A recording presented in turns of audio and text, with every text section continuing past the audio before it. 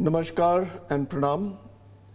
It is a delight to be here with you, Dr. Binod Chaudhary, and the Chaudhary clan at the Alcisar Mahal in Shekhawati, Rajasthan, for, I think, the first big interview of the entire Chaudhary clan together in about 150 years. Am I right? Absolutely. All right, so that's a big one, a first one, and a happy one. From here began a journey 140 years ago, a happy and happening journey, a journey of progression, a journey which has created wealth, not just for the CG Group, but for all its dependents, be they business associates and partners, employees or the family itself. While we talk about wealth, we must bring into focus the philanthropic side of Dr. Binod Chaudhary, the CG family. I shall let Dr. Chaudhary talk about that in his own words a little later in this show. Today we have undiluted time with you, Dr. Binod Chaudhary, and the generation next at CG, Nirvan, Rahul, Varun, over an insightful interaction about the CG Group, its origins, and the group's diverse portfolio. May I say the CG empire it is, its origins and the group's diverse portfolio. Let us hear it from Binodji and the three hands-on brothers themselves who are driving their respective portfolios aggressively and hard while having fun doing what they've been mandated to do. Binodji, I shall start with you. I shall have the honor of pushing some questions with you for a good session. Today, as we sit here in Junjunu, there are varied accounts and versions of the origin of the Chaudhary Group in India and later on in Nepal. It would be nice to have you set the delightful record yourself and give a slight chronological order on who started the business, how and when. Did you all start in India? Or is it right that your grandfather made a trading start in Nepal to what is now a hugely diversified global business empire across multiple domains? Thank you, Bhuvanesh. It's really always a delight to talk to you, and today I must say that it happens to be a very special moment for two reasons. A, we are talking here in this beautiful venue.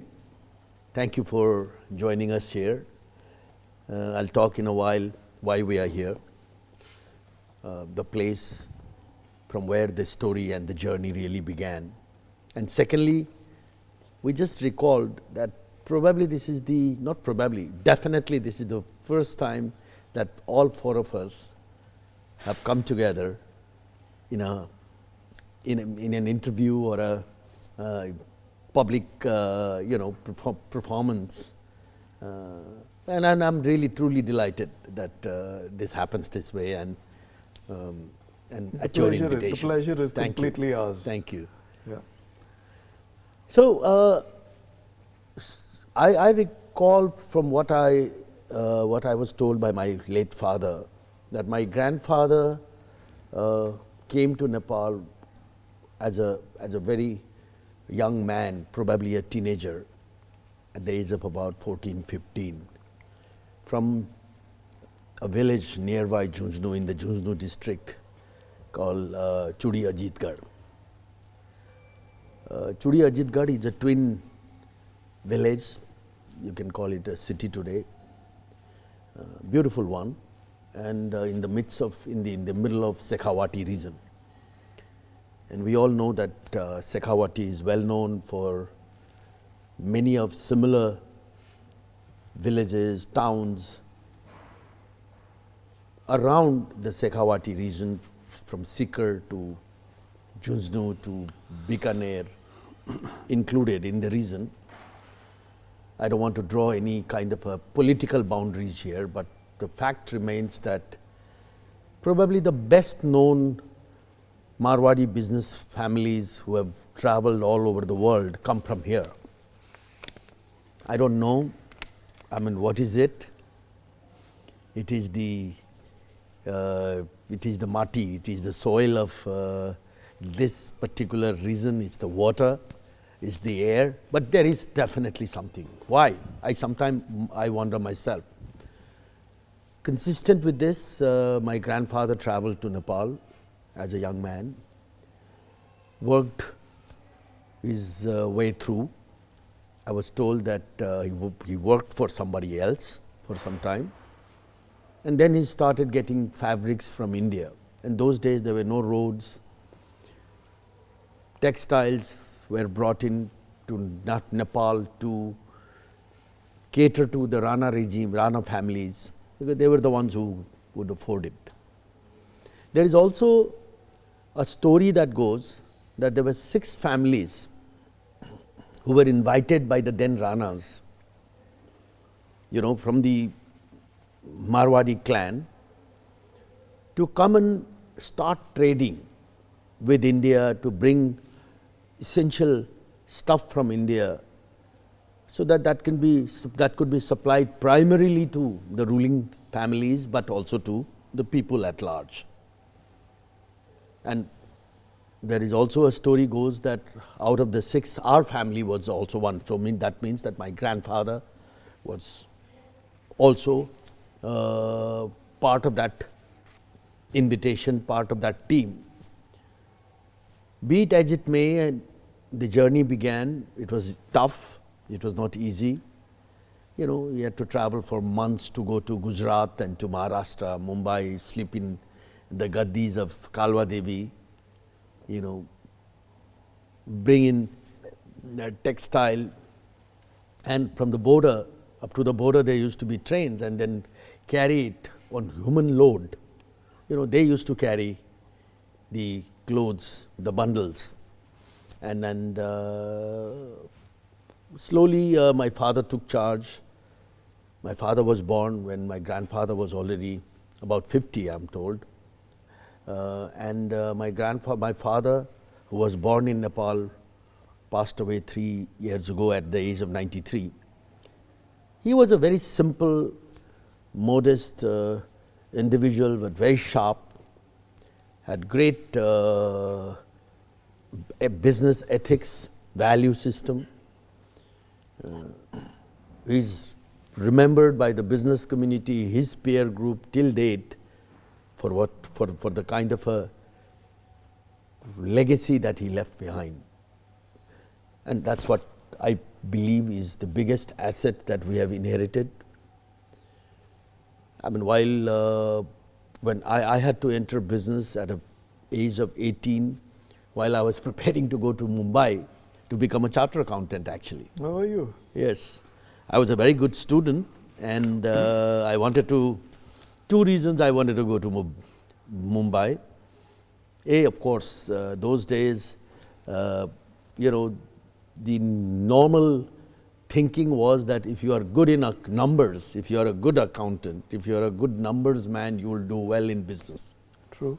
Okay, contrary to what it is today, And secondly, right from my early childhood, I used to be very fond of Hindi cinema, Bollywood, bunk classes, go to watch movies, like anybody else in that age.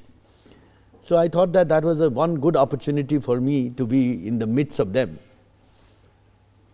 There were no aspirations to work in the films, by the way. But overnight my life changed. My father had a heart attack, and he was admitted in the hospital, and I vividly remember my conversation with him and the conversation with my doctor, who is no more like a family to us. That those days, somebody with the heart element, we lose them in about 10 years' time. True. That was a different. Very elementary. Very, yeah. This I'm talking about close to 48 years ago. So he said that you better buckle up, and you are the eldest in the family, and forget about going to Mumbai or whatever, and shoulder the responsibilities that the destiny has thrust upon you. And my dad said the same thing, that look, you now decide. I won't be able to. It was a very emotional time. Overnight, my life changed, and there I started. I continued to enter the real business world that he had created. It was decent. We'd already shifted importing from India to Japan and Korea, because Nepal had already become a little Hong Kong or Singapore for the Indians. I remember the new Indians, road. India, it was still the ambassador car Raj. I remember. A total socialistic country, with its own ethos in terms of business. And Nepal was... And New Road was our own haven. Yes, and Nepal was probably the nearest Hong Kong and Singapore, and a foreign country in every way.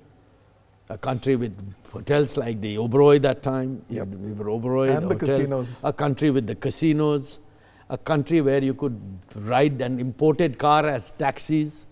Our taxis on the road used to be Datsuns and Toyotas, okay, and also Pashupatinath, frankly speaking. And so that Nepal used to be those who could not or would not come to Kathmandu would even come to the borders. The borders were highly thriving, like the borders called Dhulawari on the eastern side close to Siliguri, and on the western side close to Gorakhpur and Nepalganj, close to Lucknow, etc.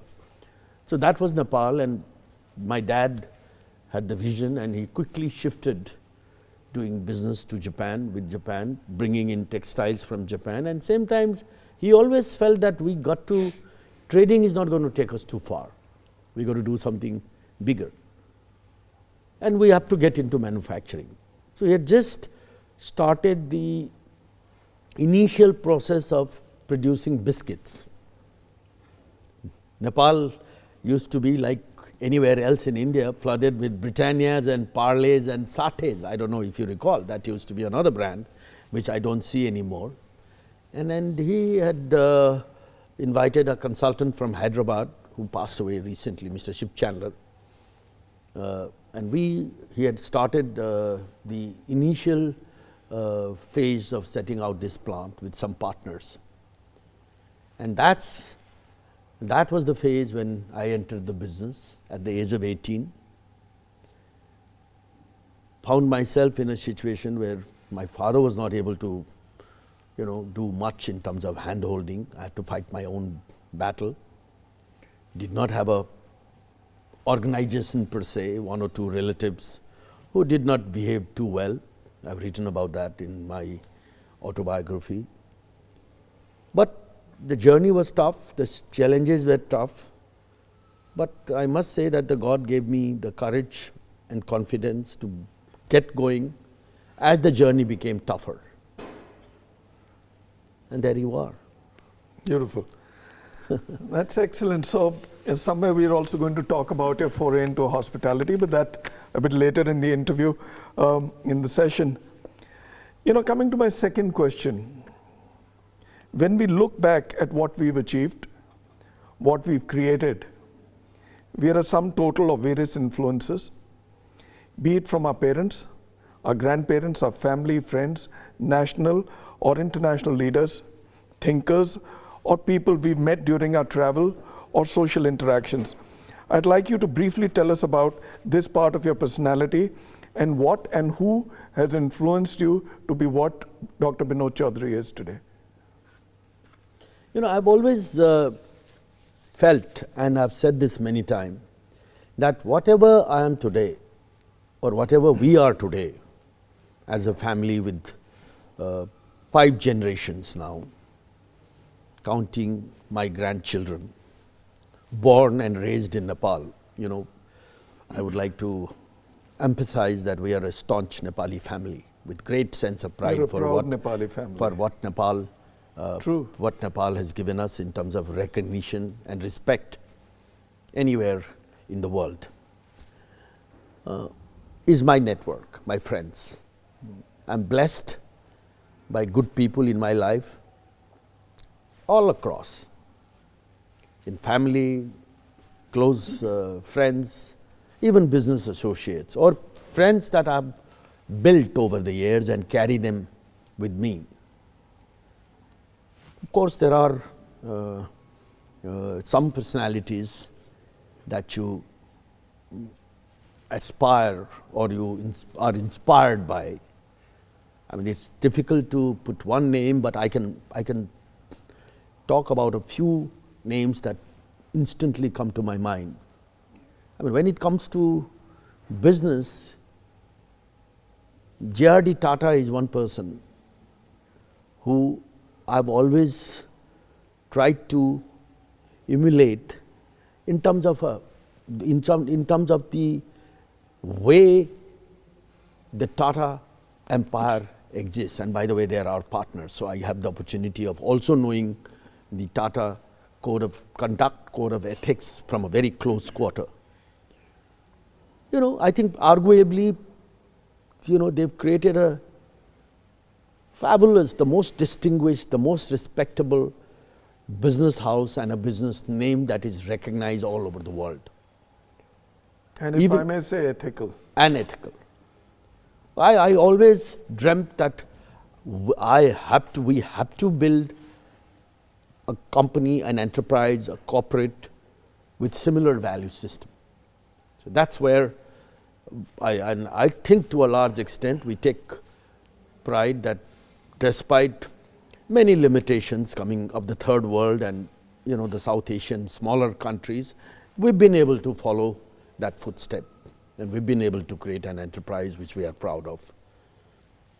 I'm equally and deeply touched by Mohammed Yunus for what he has done, and incidentally we've also have the opportunity and honor of working with him as partners. You know, one man's vision which transformed Bangladesh. True. From absolute poverty. I mean, I've had many opportunities of spending some intimate time with him, even before we started the Nepal social business, which is the impact business platform, the second, they call it the hybrid microfinance platform for Nepal. Such an unassuming man, such a simple man, but such clear thought process. Nobel laureate, of course. Yes, of course.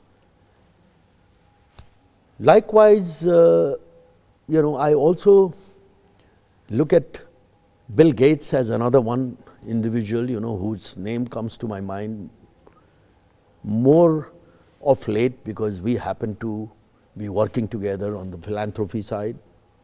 I've met him a couple of times. Nirwan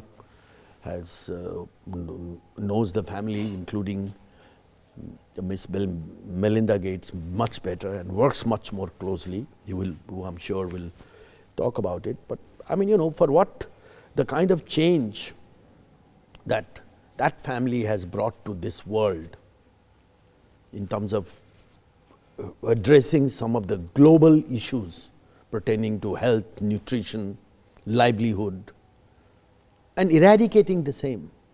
A distinction not even major multinational organizations, NGOs, INGOs, or multinational institutions like the UN or WHO can boast of. As they say, you know, I think what they have achieved as philanthropists is probably bigger than what Microsoft has achieved. Absolutely. As a corporate. He's put his wealth to good use. Yes, and not only that, people like Warren Buffett, you know, his trust, you know, look at the trust factor that he's pledged his entire wealth to support the initiatives taken by them, and that's purely, we fully understand. I mean, you know, post 2015, when the massive earthquake struck Nepal, you know, a tragedy, a crisis, much bigger than the scale of what Nepal was capable of handling. We put together our entire resources, the organization, management capabilities, everything, to address that issue.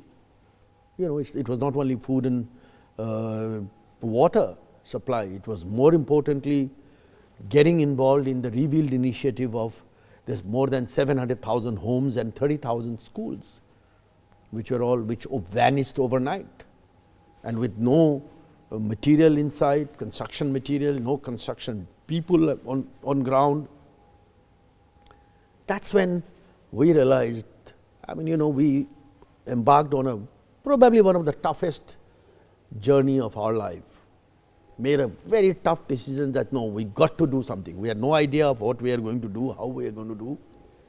But we said no, we are not going to find the easy way of just signing a check and giving it to the government. I've been privy to your initiative Yes. there. So I'm going to bring you back, Dr. Chaudhary, to this other important part of what you have created yourself, right? I want you to tell me very briefly, in fact, tell the audiences very briefly, about the different verticals of CG Corporation Global and your presence in India and the immediate South Asia. Well, there was, I must say, there was a time when we wanted to do everything in this world. Okay, and we luckily had reached a stage where people were approaching us, as a credible business house with whom you could do business. They were bringing in ideas, they were bringing in joint venture proposals, etc. And our vertical started to grow. I recall there was a time when we were involved in more than 18 different business verticals, okay, ranging from, of course, food and beverages, packed food, branded food, including YY, and which probably most of the people in the world know, to hospitality, to banking, to insurance, to power, to education, etc. But then we realized that life is becoming far more competitive, the world is becoming far more competitive. You got to have some niche in whatever you do, so you got to consolidate. So today at home in Nepal, we have 9 different business verticals, which are all independently run, and with number of companies within those verticals. But globally, we are focusing on 6. And it seems that probably there is plenty to do within this domain. Of course, our private equity arm is always willing to look at new investment opportunities, and so long it's run well and it's managed by people we trust. But we don't want to re-engineer and rebuild a team from the scratch and get into a new business. As you know, that hospitality continues to be a very important one, and we are probably one of the most diversified business hospitality company, which is not only in terms of geographical presence all the way from New York to China, also in terms of the nature of properties where we are involved, okay, ranging from the safaris to wellness to business hotels to adventure, but also because of the different brands that we carry and some of the most iconic properties with the whole world swears by without any sense of modesty. So I think we've been able to create, which Rahul runs now with over 120 hotels across 141. 141. Okay, Count. 141. And also it's very important that we wear all the different hats, which is critical, from that of an operator with our own brand to partner managing hotels with our partner brand under franchise, to letting the partners run the business, but we fund and we are co-investors, to developers, and all round owning and investing, owning, building and operating and creating a brand like the farm in Philippines, which we are very proud I was of. coming to that. You stole my question. I was coming to that. You're also deeply invested in the hospitality industry, right? Am I right? I'm now going to come back to another part of you, Dr. Chaudhary. You're seen as a builder. be it the family community or for your large corporate empire that you've carved out as Nepal's biggest, or may I say the richest entrepreneur and corporate house. To carry the legacy forward, you have the three future scions to take the mantle ahead. In your own words, tell us about each one of them, Nirvan, Rahul, and Varun. Yeah. What value system, what character, capability building blocks did you put into place? Looking back, how successful have you been on this front as a father, mentor, teacher, and a boss? That's a very. I think actually within one question you've asked many questions. Let me try and. That is the objective. Yes, let me try to. You first of all you touched upon farm. I mean, let me share that, and because predominantly your channel, your media house focuses heavily into hotelier, hotel sector, hospitality. That's one part of our business. Yeah, but business that's, world is into about 10, 12 of them. That's right. In the hospitality space, we are pretty. You stand out. Yeah. You stand out, and I have deep admiration for how you are promoting the hospitality sector as a whole. So I think I would like to share that, a lot of people believe that post-corona, one of the industry which has been hit the worst is hospitality, which is true. But that has also given us an opportunity to reinvent a new business model, and we've successfully done that at the farm. Since you raised the subject of the farm has today become the most trusted destination where people feel that it is the place to be, which is following all the protocols which are important to protect yourself, to give you the kind of a care, to boost immunity. All our staffs are tested, our medical facility, it's a destination wellness. So we do run our detox program. It transformed, and I think it has opened a completely new set of opportunities in the hospitality sector. We intend to build on it.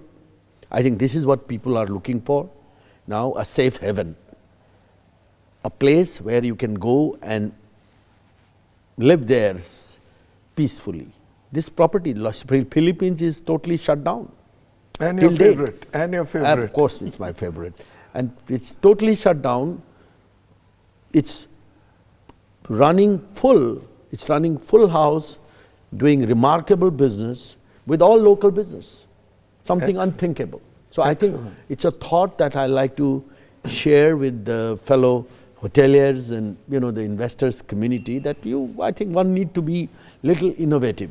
Anyway, having said that, I see distinctly different but very complementary strengths in all three of them.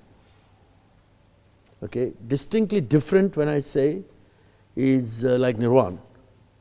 The way I look at it, and it's a bit that's awkward. One on camera. It's a bit awkward in the sense that not that I would say anything different if they were not around. I've talked about them in the past, but to be talking about them in their presence and in camera is a little different. Like Nirvan has a tremendous entrepreneurial spirit. Okay, you leave him in a room where where there is probably nothing happening, and still he will come out with some business idea. Tremendous, and a tremendous networker. Okay, and then the angles that he brings to the business, okay, is something which not many people can think about. Great people's person. He has played a major role in building the team that we have within this CG empire has great, very sharp eyes to identify talents which may be hidden, which may not be seen on the surface, but to pull them up. I think these are very different qualities. Same way, Rahul is a solid, professional, solid entrepreneur, very hard worker, very systematic, very, I think, organized. Meticulous. I think that's the meticulous, very organized. Make sure that everything is followed through till it is totally implemented and it starts to produce the result. A great quality. It's a great quality. And the third one is sitting next to you, who you know extremely well, a perfect person to be based in India. He's as dynamic and as, I would say, astute and sharp in working in a situation which may be so different and unthinkable. I'm still looking for the right kind of a word that he would, you send him in any kind of a complex situation, he will find a solution. And he will leave a lasting kind of a impression for himself. And of course, when it comes to relationship building, again, he is no less than anybody else. All three are very ambitious, which is very good. All three want to prove that they are better than, there is a sportsmanship kind of an attitude, as well as a positive sense of competition, which Excellent. is extremely good. And I think they have tremendous complementary strengths. They work independently, they drive their own domain, their own verticals, but yet cooperate and support each other. I think I must say that our group is in good hands, and we are very blessed. Touch wood, we are in good hands. They are well poised to take this group to newer heights in time to come. So looking back as a boss and a father, are you happy? Totally. I couldn't have asked for more. Oh, I there couldn't you have are. asked for more. That's a good report card. Yeah. Yeah, coming from a father and a boss. Yeah. Tell me, what are the key challenges for CG Corp Global in hospitality, travel, tourism, and other verticals, and what is the plan to handle them? And very briefly. I think they have having talked about their strengths, I would say that, that the pace at which the group has grown, coming from a very difficult geographical setup, a country which has always been perpetually in the political transition, a country which is, where there are, we have our shares of problems, shares of problems in when it comes to doing big business. We've been able to bring the business to this level. Now the whole world is going to look at them to take it to the next level.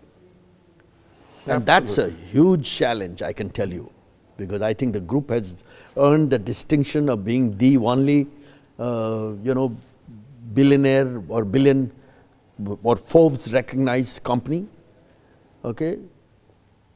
Many times people ask me that what is that one single wish that you will never get fulfilled? A lot of people ask me. And my answer to that is, and it is, I've said this before and I feel like saying this today, particularly they're all here, because they're all here, that I would like to be born as my own son. Just imagine if I was, I was Nirwan or Rahul or Barun, you cannot imagine what I would do to this group. So that's the challenge and opportunity they have. How beautifully put. Tell me, what would you like to say about the future of hospitality globally and specifically in India? post the pandemic? As I briefly mentioned about the farm and gave the example, this industry is definitely in for problems, but there is no one single answer, and you cannot generalize.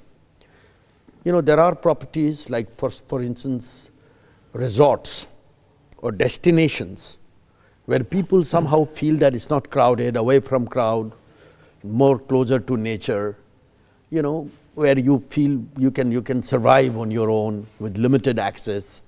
All these properties are doing well, particularly in India. They are doing extremely well. If you talk of the reason, Maldives is doing very well. Specialized properties which gives the kind of a sense of comfort and sense of security post-pandemic, like the Palm is doing well, but I can't think of many properties like that. Dubai was doing well, perhaps one of the most active, the one destination which came back far too soon and far too open. At this stage, they are undergoing some, again, there has been a relapse. I hope that things get under control. They will settle down. But but one thing is for sure, that people will not travel the way they used to travel before. Okay, a lot of people, there are different opinions from the industry leader that the hotel industry is going to come back by 22, some say 23. If you ask me, the hotel industry is going to be redefined. Destinations are going to be redefined. Okay, it's not about 22 or 23 or 24. What is going to work will start working from now.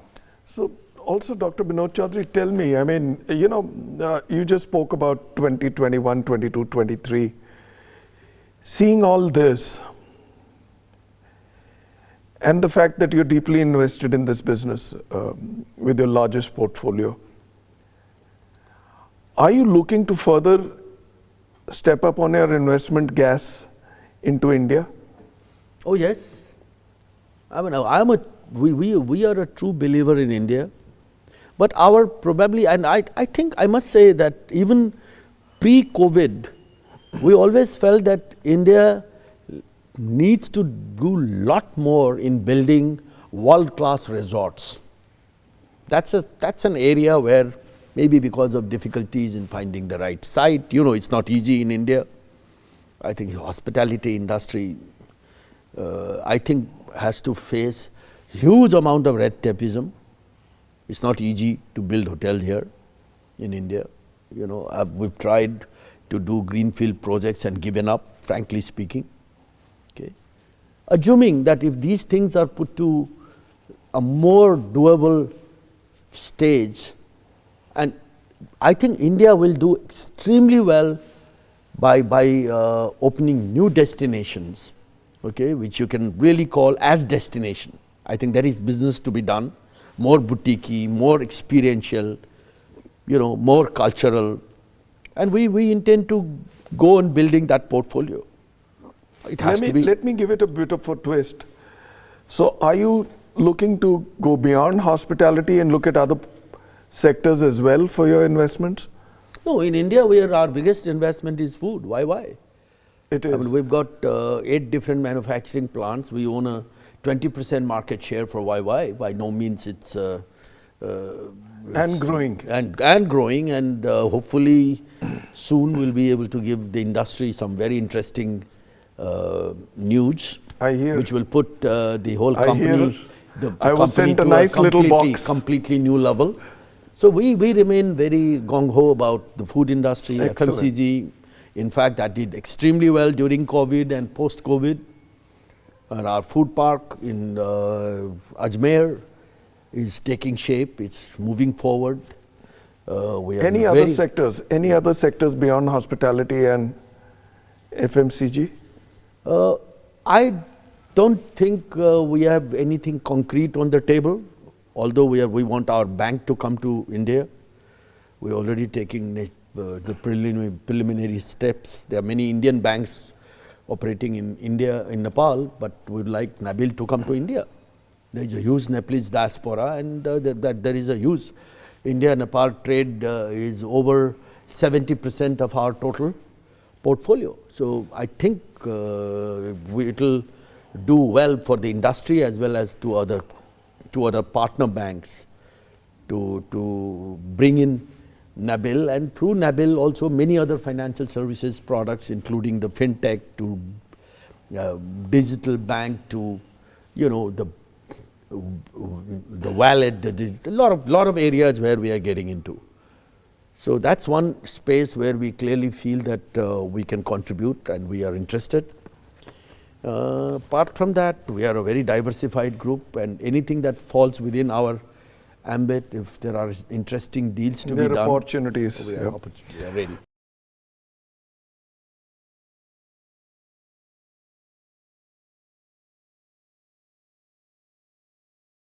Dr. Chaudhary, that's a very interesting part of the interview. We're almost through to over half stage of the interview. I want you to sit through as I talk to these three young gentlemen. Please. Right? I'm going to come to the eldest one, Nirvan. Right? You're someone who has his fingers in many a pie. If not all the pies, as you handle the Ops Nerve Center in Kathmandu. Right? You're responsible for a number of businesses, telecom, including broadband, finance, the services sector, banking, infrastructure, FMCG, education, energy, and the foundation per se. Please highlight about your plans to grow with your existing and new partners. Thank you so much for having us on your show. Pleasure is ours. We're absolutely delighted to be here with you. Nepal's home. Nepal's where the seeds were sown, and Nepal will always remain a geography, an area where we'll continue to grow organically in some of our core areas as defined by my father.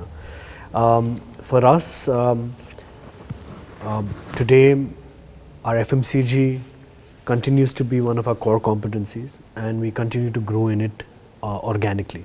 We are looking at different avenues beyond Nepal to grow inorganically, but within Nepal I think we are laterally trying to diversify into different portfolios within FMCG products. Apart from noodles, snacks, beverages, brewery, we are trying to get into other FMCG verticals as well. Our new entry has been into the field of communications and IT. I think this is one sector, although pretty matured worldwide, pretty matured at the South Asia level, but I think in Nepal still we are at a level where there's huge opportunity for growth. For example, if you look at in general the data penetration or the smartphone penetration, we're just about touching 70% with a population of 30 million. And access to broadband, access to data, access to IT, e-commerce opportunities to the population still is at its infancy stage. So we see that as a huge opportunity, providing latest technologies, and then our groups always believed in the entire sense of providing world-class products at affordable prices, and sticking to those ethos, providing latest digital services at affordable prices, which can reach to the masses, which can redefine their businesses, which can create a bottom-up contribution to the economy, like we've seen in India, with entrance from players like Reliance, and to the restructuring of the focus towards the digital landscape by companies like Airtel or Vodafone. We feel there's a huge opportunity over there, and that is why with our new vertical in telecommunications and IT, I think we'll be firstly focusing on more of our creating the ecosystem, the backbone for it. We see huge opportunities in reinventing some of our existing businesses and giving them a an angle of an e-commerce platform. For example, consumer durable electronics. We are a market leader and we've been there for a very long time. You have a private label. We do, which is in some segments bigger than some of the multinational companies within Nepal. We represent and been partners with LG over 3 decades now. But we've gotten into e-commerce and as well as retail, and e-commerce has started to pick up, especially during COVID times. Education, where we had over 15 schools and colleges within Nepal. We've taken this paradigm shift into getting into aggressive online education model.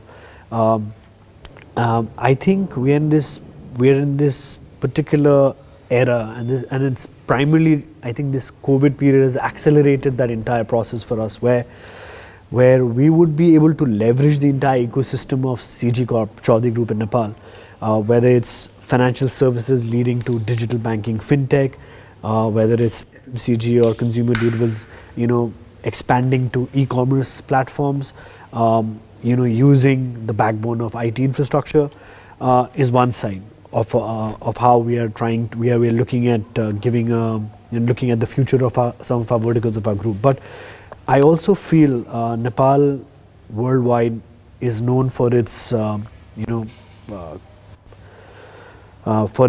capacity in the energy sector, the potential for harnessing the energy that it has. Albeit the demand-supply gap is slowly closing in, but there's still huge cross-border export that can happen. And that's one area where we have, we were trying in the past to aggressively enter, and now I must say that we have, been relatively successful in at least almost launching our first project, which is already giving shape to other few projects coming up. So I think FMCG, telecommunications with IT and the entire digital ecosystem, with energy infrastructure and the building materials, I would all combine it together. That's quite a handy portfolio. That brings me to this rather interesting question which I have about Nepal. Right? Nepal is not just synonymous with the Everest. It has so much to give and show the world. Talk to us about Nepal. Tell us more. I mean, very briefly though, but tell us what excites you. The fact that we were born there, the fact that my father was born there, my grandfather was born there as well. For us it's home. We are morally, we are consciously, we are attached to. You guys, all of you, as I've seen you over time, you are the proudest and perhaps one of the best ambassadors for your nation, right? For your young, sprightly, happening nation, which has had a lot of setbacks. It's a landlocked country, right, which brings with it a lot of challenges, right? So I came back to, let me give you my personal experience. So firstly, we are from the core of our heart, we have a strong desire to do something for our country. Rahul and Varun spend a lot of time taking, our group motto has always been taking Nepal to the world. So they really play that role in expanding the group's vision beyond Nepal, and obviously doing things in Nepal as well. But I came into Nepal in the early 2000s when we were at the peak of our insurgency, when I think Nepalese started to travel outside. And I think my father also, a couple of years prior to that, we made our first hospitality investment into Sri Lanka, again at the peak of the LTT war that time, where Sri Lankans were probably wanting to exit out of the market. So Nepal, when I got into Nepal, I was immediately right at the grassroots level. I got the opportunity of getting the experience to be part of various verticals by traveling to the most remotest part of Nepal. I was 21, 22 at that time. And that really gave me an amazing perspective into the potential of what Nepal has. People know about the tourism, Nepal as a tourist destination. People know about Nepal as a spiritual destination or as an adventure trekking destination. But I think the inherent natural resources that we have, not only in terms of the power for energy, but even in terms of the natural resources for some of the most exotic herbal alternative medicine to cosmetic products to anything that the world is today shifting towards. I think Nepal is still yet to harness that.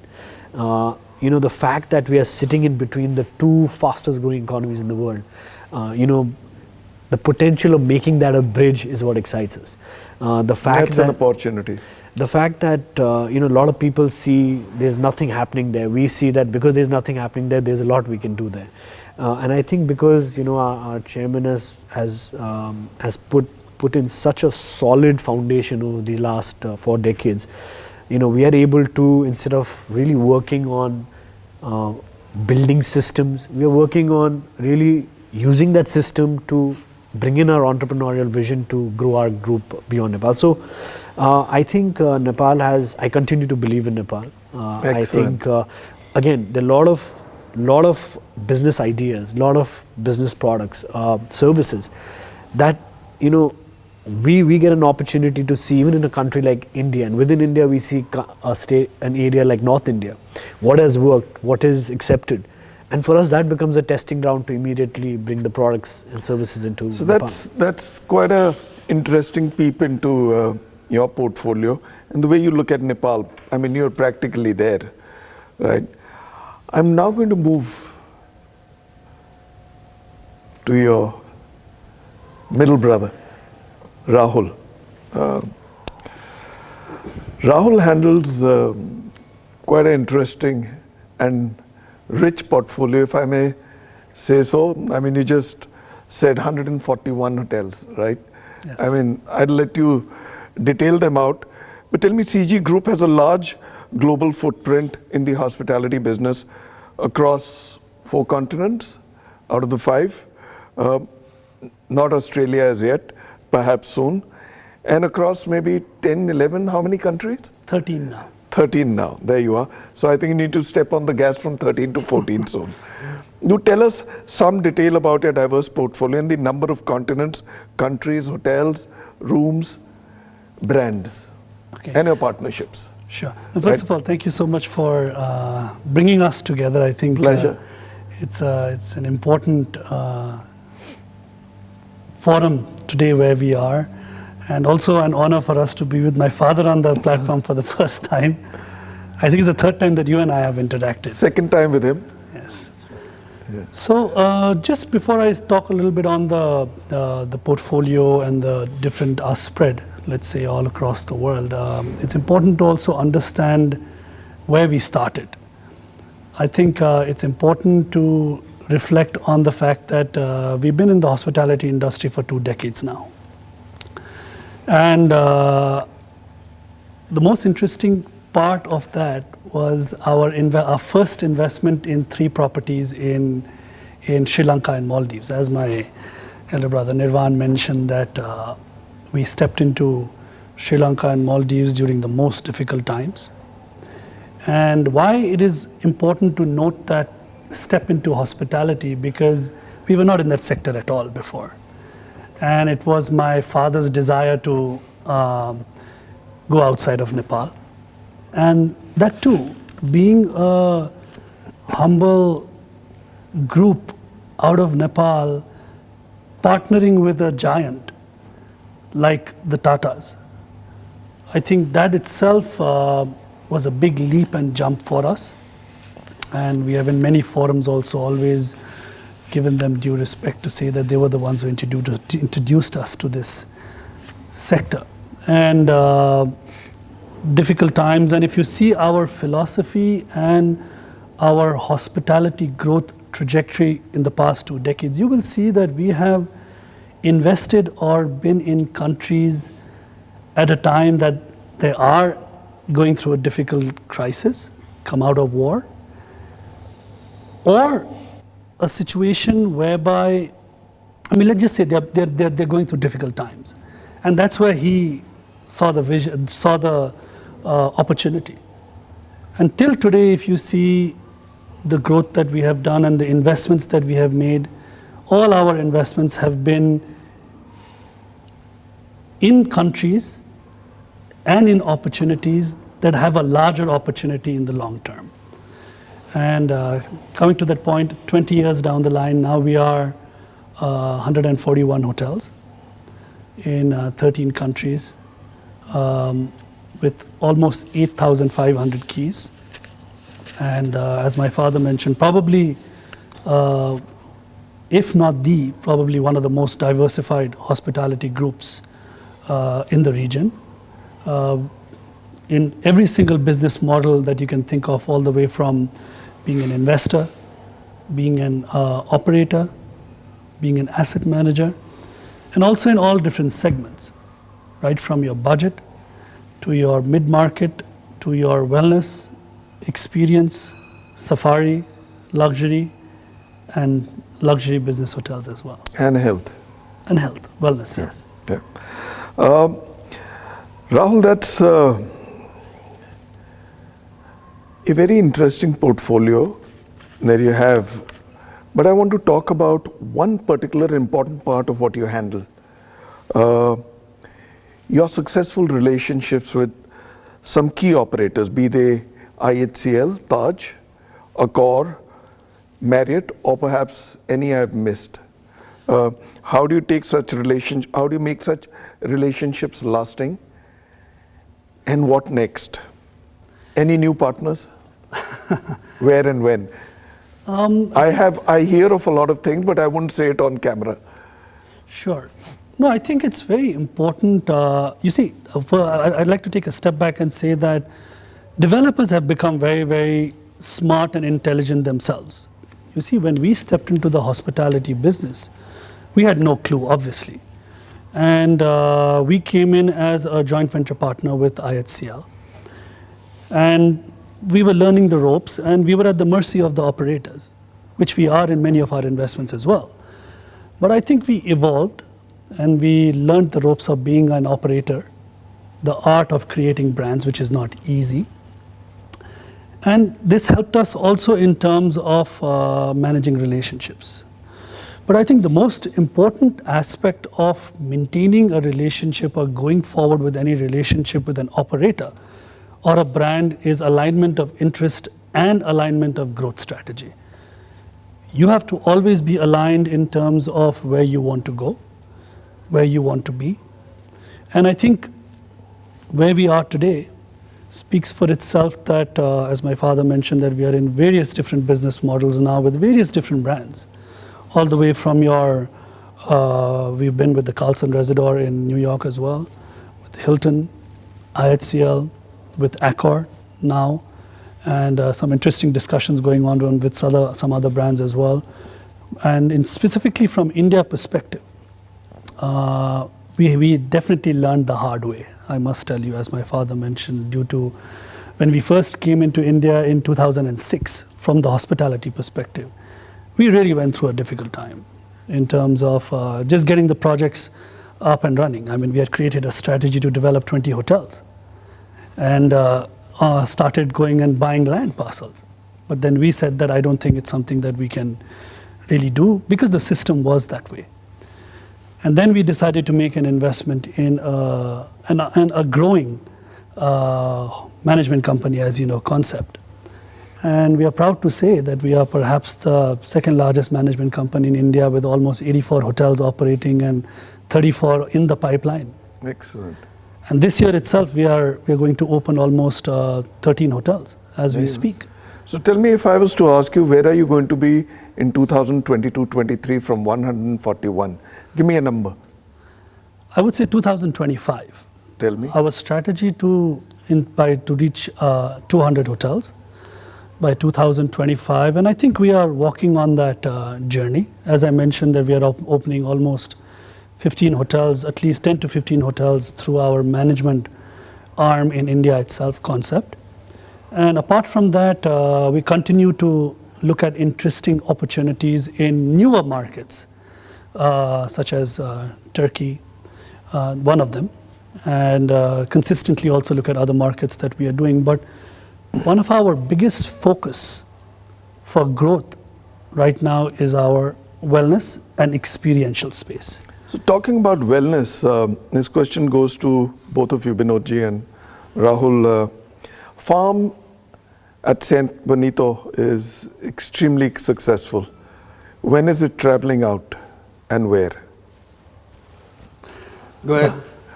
Okay, I'll take that question, but it's interesting. I'd like to say this, that out of our entire hospitality portfolio, the one property that is closest to my father is the farm. I'm aware. And he personally gets involved all the way. Hands-on. Completely hands-on with even the expansion, and I mean, he loves creating, right? hearts-on. Absolutely. But I think, as he mentioned, that the wellness model is something that we want to take outside because we've seen. When? This Where? year. You'll see this year itself. Really? We are already evaluating 3 opportunities, I would say, very, very strongly. Mm-hmm. I'll tell you the countries, one in India, one in Sri Lanka. So I don't have to travel to the Philippines? Hopefully not. But you see, if you have to get the real taste of the farm itself, you will have to probably make that journey. And something in Europe as well. Mm-hmm. Europe or the Middle East. Excellent. So, I mean, we are working on a target to at least have one save more save that for the next time. Done. I want you to break that news. Let us know whenever you do. Sure. Quickly, I want to go on to Varun, but I have this question on your newest acquisitions. Mm-hmm. Fairmont, Nairobi, and Masaimara, right? My favorite places to be in. Others that we aren't aware of or planned to your portfolio. Tell us about them. Well, very briefly. Sure. The acquisition, how did it happen? What next? When do you open up?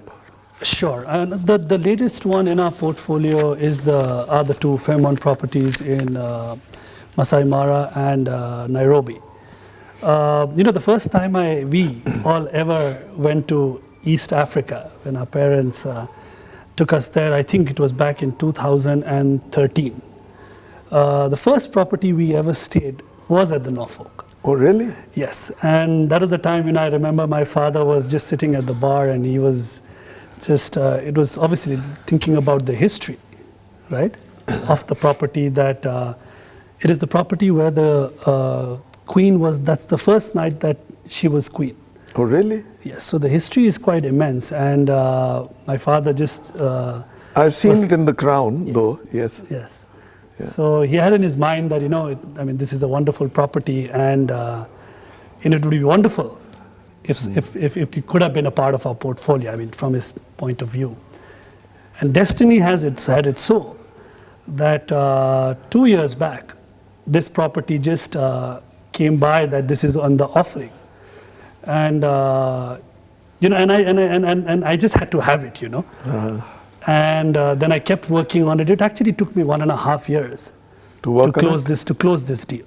Mm. Ran through many challenges, but we managed to close it. I don't know if many people say it was a bad time, and many people say it was a good time, because we bought it right on March 15th. When it has to happen, it has to happen. There's Absolutely. no bad time. You were destined to get it.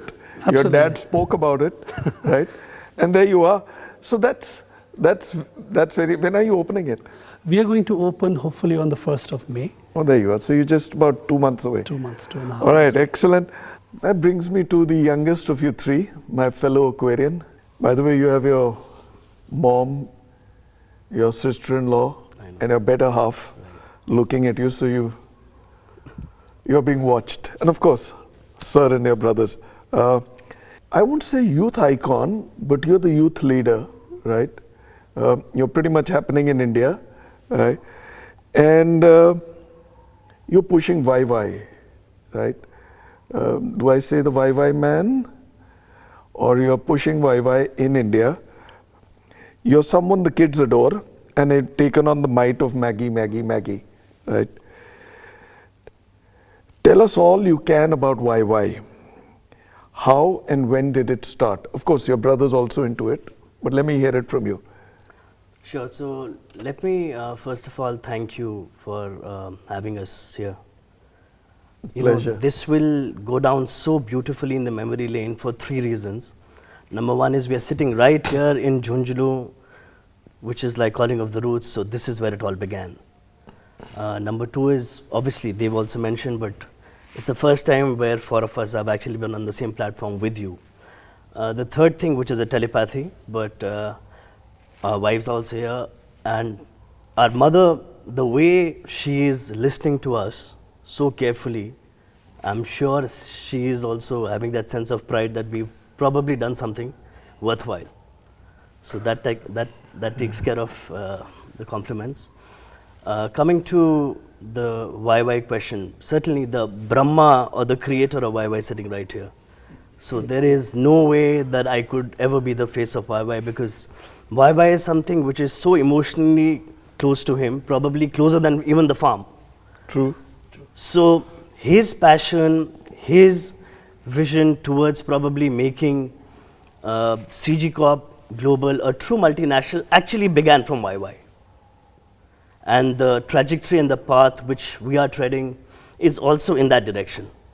So in a very humble way, you can probably say that I'm making a little presence felt with the youth, because that's the target audience I sort of cater to. And those are the people who have actually been the brand ambassadors ever since. You know, all of us went to boarding school. You can ask Samay, also your son, how much of adoration he himself has for YY. So since I pick up the rappers every morning because he's somebody who's nocturnal, so 2 o'clock he gets up and he chews on it. Exactly. So you can imagine the madness which people probably have for YY. So similarly, I'm sure we should do the same thing when we were in boarding school. So it's a very unique proposition. It's a very unique case study how YY has evolved in India about 35 years back? Yep. It's been about 35 years. So that's long. That's a long time. I mean, since the time we went to boarding school, for us, YY used to be like a currency for us. To get our stuff around in school, when we used to barter with YY, I'm sure we could get a lot of work done. So keeping all these little memories in mind, we could never ever realize that YY at some point will scale such heights in India and globally. Touch wood. Yeah. And this is something where I have recently taken over, where my elder brother Nirvana used to look after it. I was in Dubai. That's where I started my career in the real estate business. So we had pretty much finished our projects, and I was looking at relocating to a newer base, and I thought India could be somewhere where I could probably fit in, given obviously my entire education was in Dehradun, and my friend circle obviously revolved around India. So I didn't realize that India could so naturally fit into my scheme of things, my probably thought process, and I would be, let's say, part of the YY family here, since there was so much of business which was probably growing in Nepal. It was my father's decision as well that I could probably step into the YY shoes. So that's how my journey began in the world of YY, in India and outside India, where we are present in Bangladesh, Serbia, and Kazakhstan. So these are the units, countries where we have our units, and we're looking at. So that's part of my second question. So I mean, the brand. Brands are like, they have personalities like human beings, right? Dependable, right? Pure, enjoyable. So I mean, YY has its own strengths.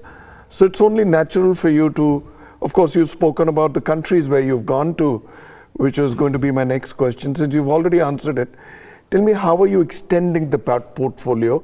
I've tasted some of the samples, right, but walk your audience through that. Okay, so let me talk about India, what we are doing. Given the fact that we've focused in probably building YY for so many years, time has come for us to obviously extend the YY brand, which we feel that we've made a strong brand in India. Because when we talk about the noodle industry, which is a high growth industry, it's us and the other two brands, which is Nestle and ITC. It's basically these three brands which have stood the test of time. So time has come for us also to extend the brand into newer territories. So the ones which you're talking about is the entire sauces range, which we've come up with, and it's in the market now. We are adding more variants in that. And apart from that, there are multiple categories which are NPD, which is the new product development, they are working on, which we feel that by the end of this year, you will see multiple categories of the YY brand. Oh, excellent. Yeah.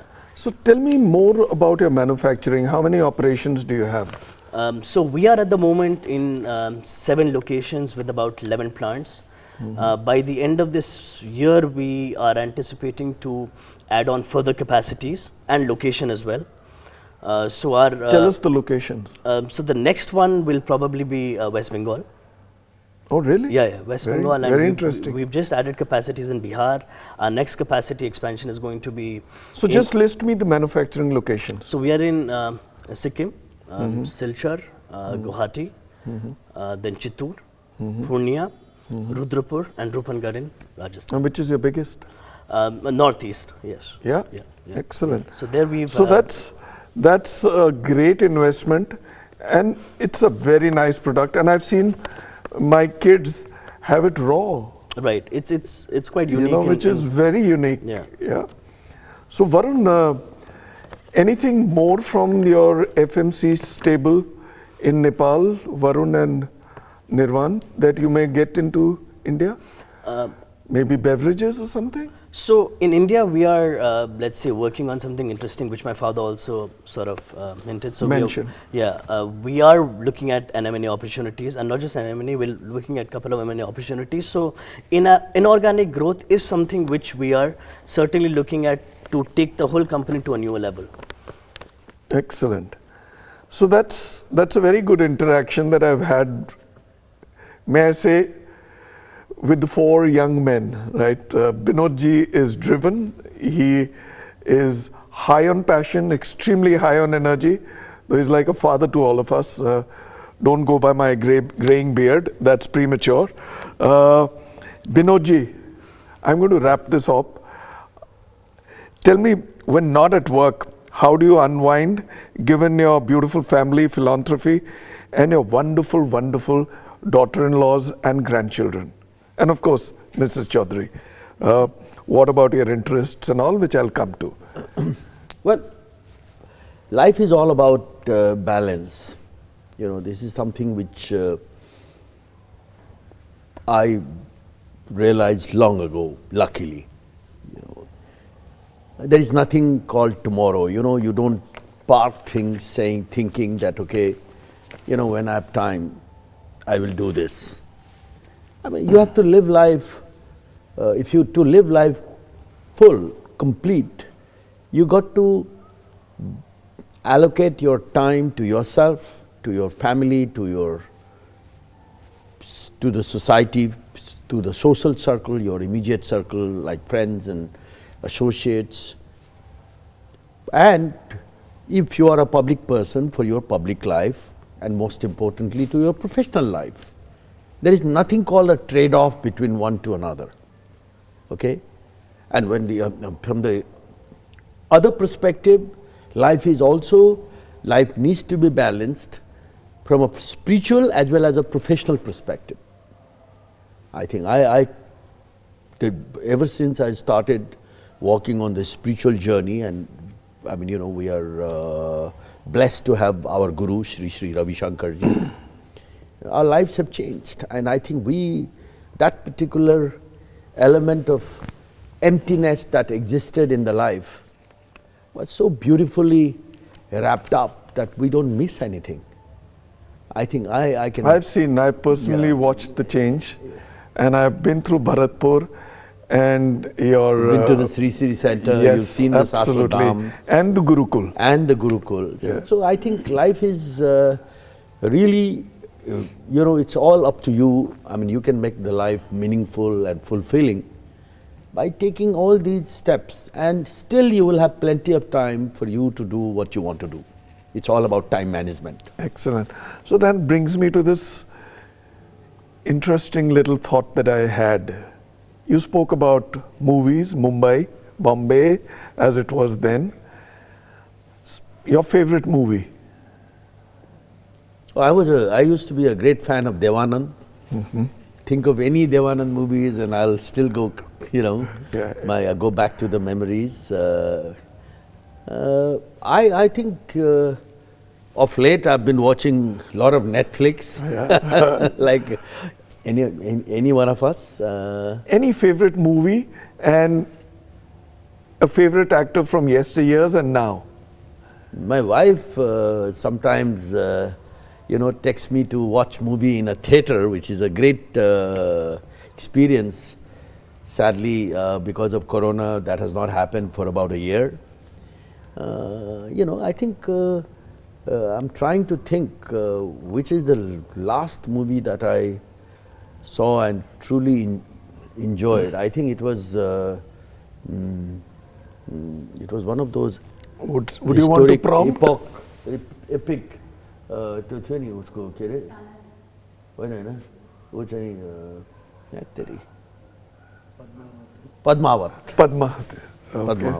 Ah, there you are. That's pretty nice. That's a movie I thoroughly enjoyed. Very nice. Great. How about Guide?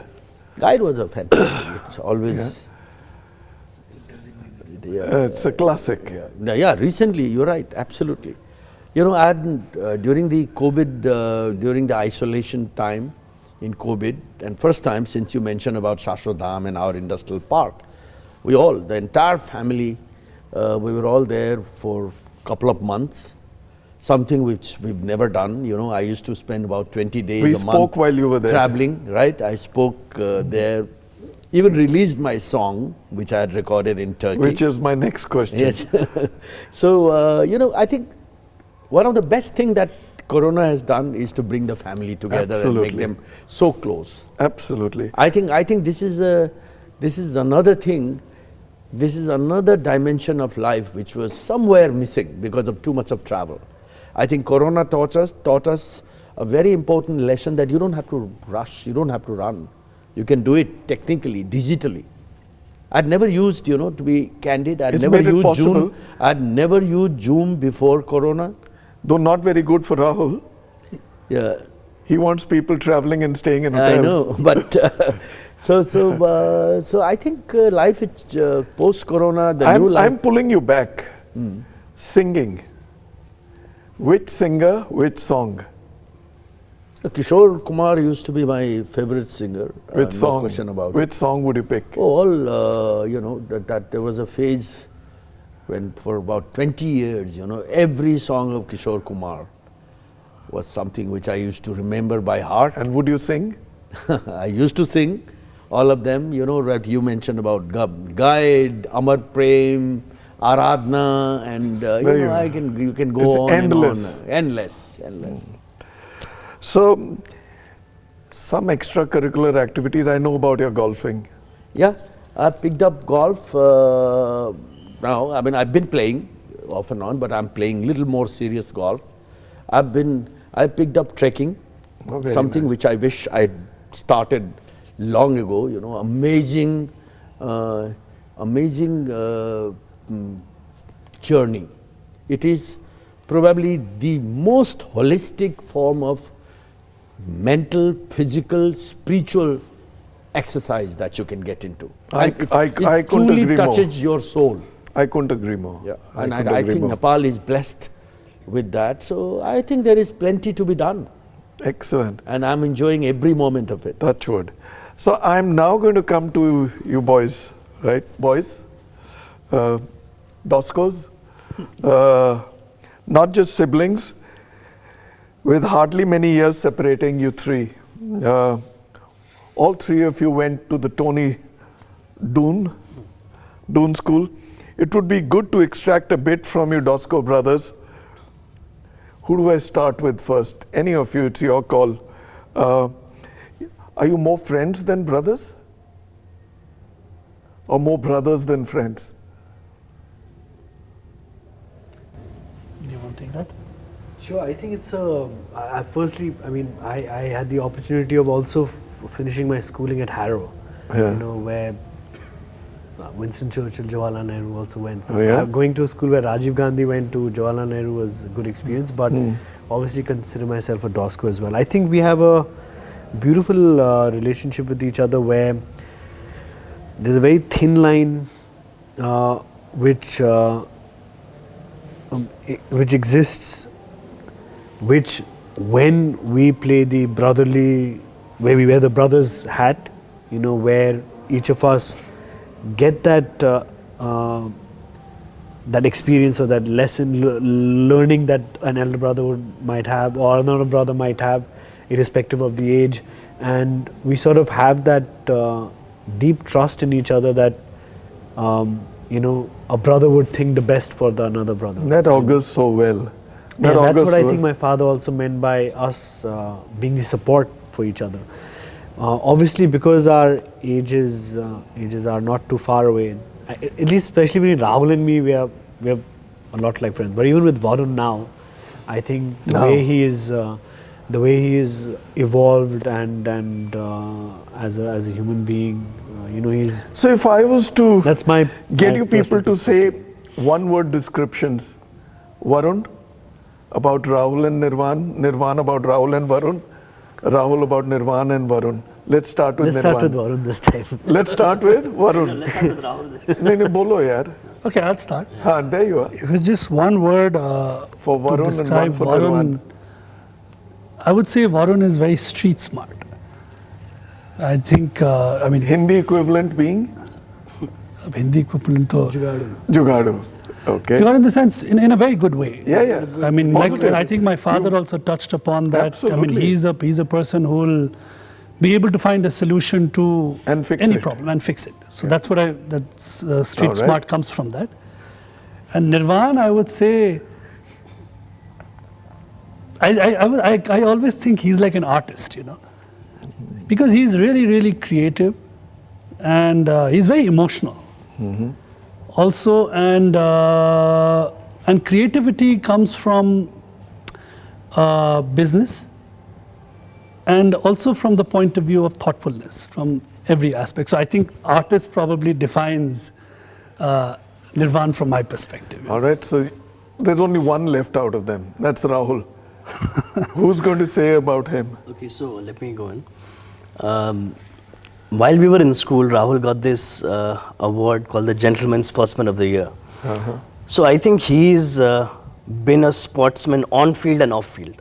When I say off field, even with us, he's always had that sportsman spirit, be it in the personal touch which he gives. I mean, I'm the youngest one, so naturally, you know, I'll get the soft side. So he's always been that very composed, you know, full of patience. I couldn't agree more. You know, full of patience and giving that tender care to me as a little brother. I don't know his equation with him. I'm sure, you know, it's also in the same equation. So, but this is what I have to say about him. I'm quite surprised when Nirvan said that both of them now off late have become quite close, obviously. But at one point, both of us used to be inseparable. Still Yeah. So, I mean, a lot of people mistake the two of us You know, in a sense. It's so nice to have three of you sit and talk so freely about Yeah. each other. I shall close with this next one, right? Very briefly. What do you brothers have to say about your relationship, about your mother and father? They're sitting over here. Your mom is there. Your father is there. He's your father. He's your boss. He's your friend. He's your mentor. Tell me. Okay, if I can take that. You're asking about the relationship that we share with our Yeah, with parents? your father and parent.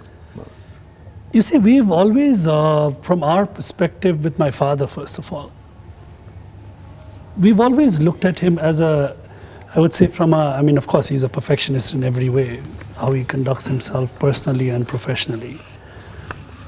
He has always been the person who has been like a disciplinarian, you know, and guiding us whenever we stray away in the right path. And more so, I would say, professionally. And not that it wasn't in the personal sense, but in every way, our journey, in our professional journeys, whenever we stray or whatever. So our relationship with him is balanced, actually, I would say. And it has evolved over a period of time. You know, as you grow up, when you are when you have a father like our father, and you tend to grow in a certain way, and that's where the whole aspect of a boarding school also comes in. Discipline. True. I mean, it wasn't easy for my father and my mother to Live without you all. to send us at the age of 6. Yeah.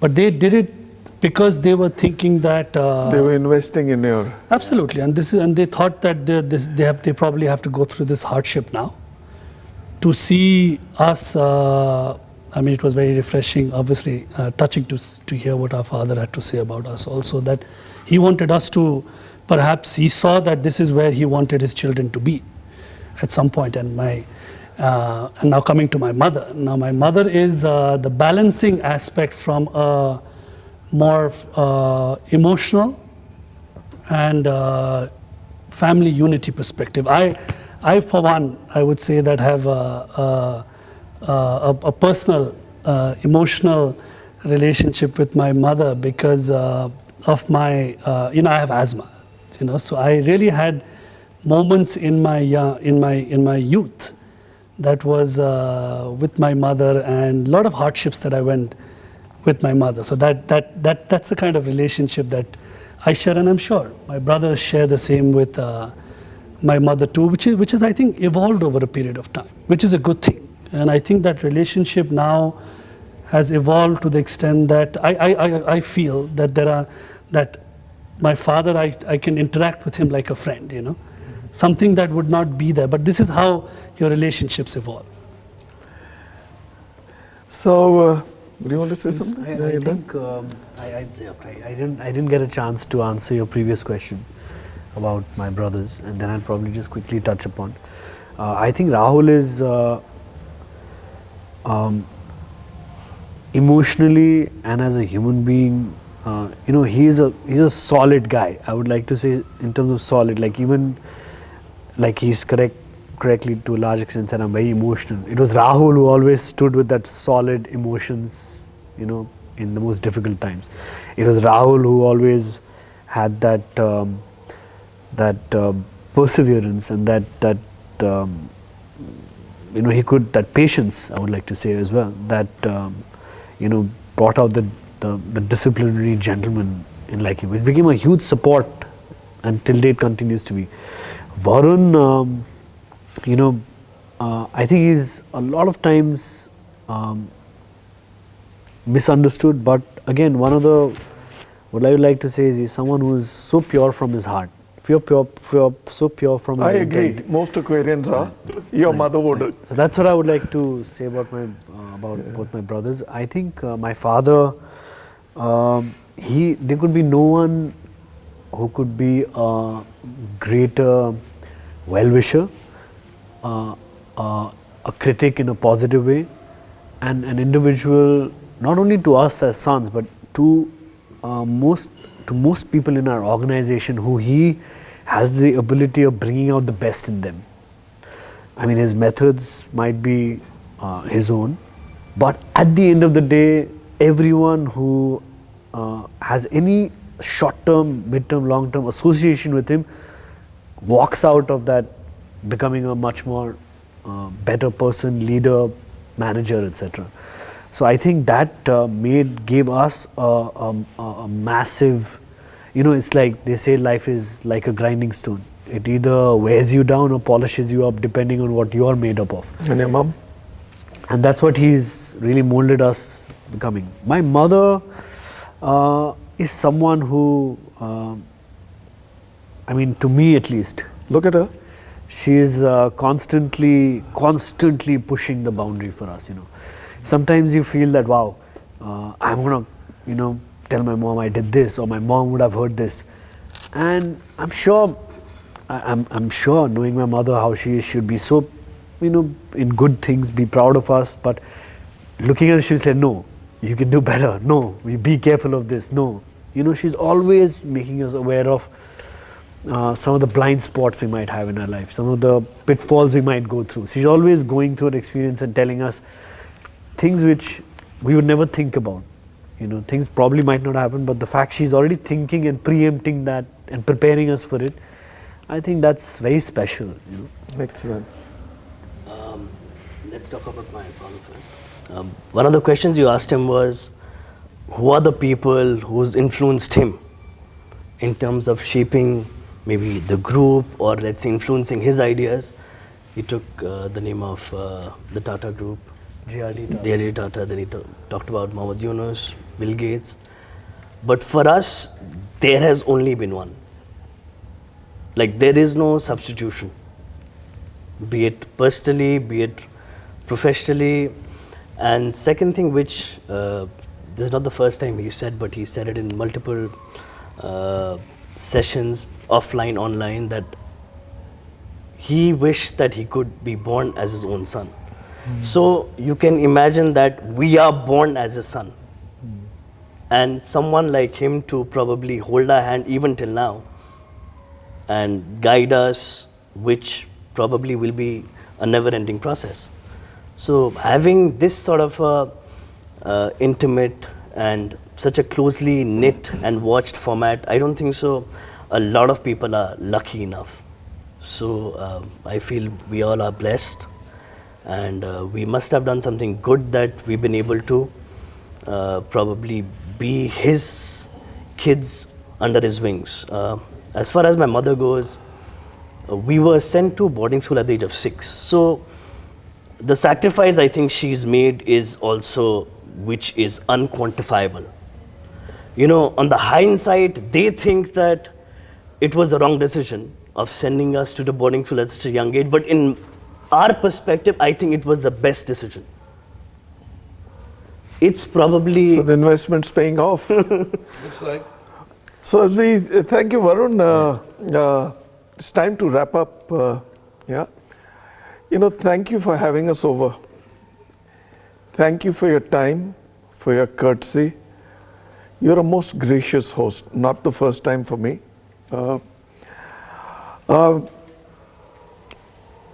I couldn't have asked for a better setting. Like I said when we started the show, where you started, Junjunu, Shekhawati, right? We're in Alcisa today sitting together. We're at about what? It's going to be 11 in the night. What a wonderful session. I'm delighted to have been able to spend time talking to you gentlemen, right? Your father who's legendary, and your mom who's watching, your wives, yeah. And they've been patient enough to go through this. I hope you've enjoyed it as much as I have. It's been a pleasure having you on the show, right? Thank you for being here, Binodji.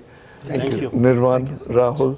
And then before you wrap up, let me take the liberty of really sharing my honest opinion about today's session. You know, something which is God sent. You know under what circumstances we decided to move it here, and thank you so much for it's always a accepting our request to come here and be with us. But more importantly, I think this has been one of the most remarkable and emotionally fulfilling session together that I've ever been to. I don't know whether this will happen again, but this will always be treasured by the family, by the company, by the group for generations to come. I can tell you that. Oh, absolutely. And you are the architect of it. Oh, I'm so hardly, there's somebody else who's the architect. He just gets us to do it. Thank you. Yeah. Thank you for having me. So Thank you. Thank you.